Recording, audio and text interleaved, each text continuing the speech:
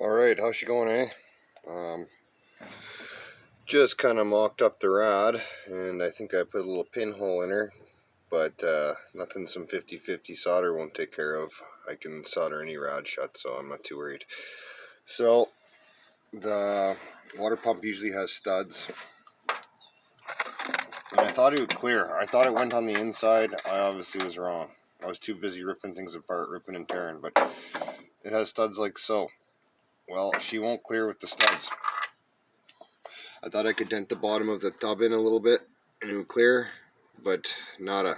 So, and then I caught the stud on one of the passages, but it's just a pinhole. I'll solder it shut. I'm not too worried. I got to test this thing anyhow because I turned it upside down and there's some dirty old peanuts from dump squirrels living in it, so isn't that nice? But other than that, it looks alright.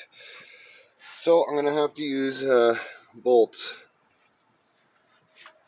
And I'm going to have to put the belt on before I put the rod in, so hopefully she doesn't need too many belts, but alignment should be good, and yeah, that should work. But she's tight. The reason I put it like that, I could have put it a little farther back, but then I would have had to smash the firewall all in to get the bell housing bolts out. And I pull motors more than most people change their oil, so yeah, it's nice to have your bell housing bolts so they can be removed. Anyhow, so looking at exhaust. Holy shit.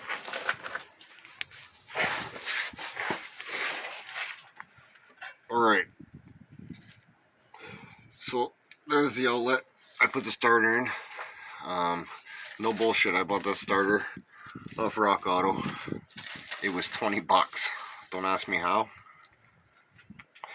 But yeah, it was 20 bucks, so I'm gonna have to route the steering through here and then bring it around the starter, and it'll probably have to come off to get the starter out, but that's the way she goes. And I'm probably gonna have to wrap it with some heat insulation because they don't like to get hot as a cast iron frying pan. So yeah, but it can be done. It's just gonna be look like a friggin' acid trip, but she'll go. Mounts are all done, tightened up.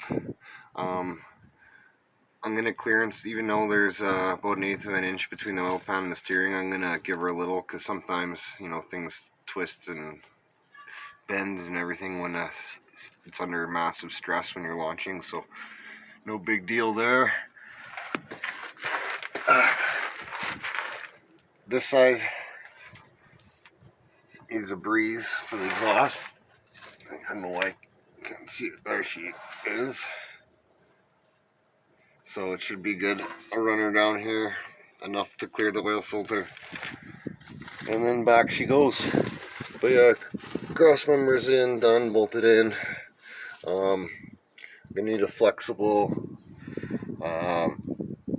trans dipstick. Don't have a choice. There's no way I could bend it to make it fit. And it's got this it had this cross member in it. I don't know what the hell it does. You can see it's got humps for dual exhaust. I have no idea what it does. I'm gonna have to clearance it a little for it to fit the Turbo 350 if I even decide to use it. I don't even know what it's for. I guess it would kind of rigid things up a bit, but yeah, that'll be down the road a bit. I got bigger fish to fry here. Just give me a sec. Alright, I'm going to measure drive shaft up.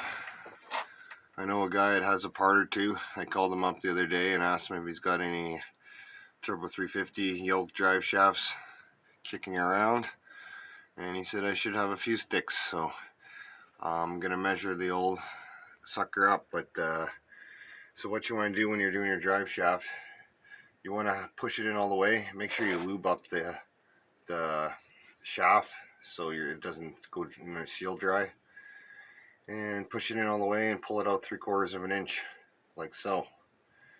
You could probably go up to 1 inch, like if you're really into big fat chicks and they're always in the back seat, go 1 inch, because she'll be just socked out, and it might, at 3/4 of an inch, it might hit the back of the tail shaft, depending on how sacked out it is, or if your car is extremely lowered, or whatever. I don't know. I'm not into that kind of thing, but yeah. So 3/4 of an inch is what I go with, and then you want to measure the center of the yoke, the one that is straight coming out of the transmission, and then you want to go to center of the yoke on your end,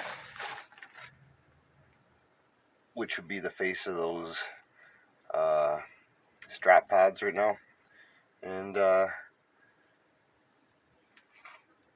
actually no, it might not even be. Anyhow, you want to go center of the U-joint on that one too, and you'll be good to go.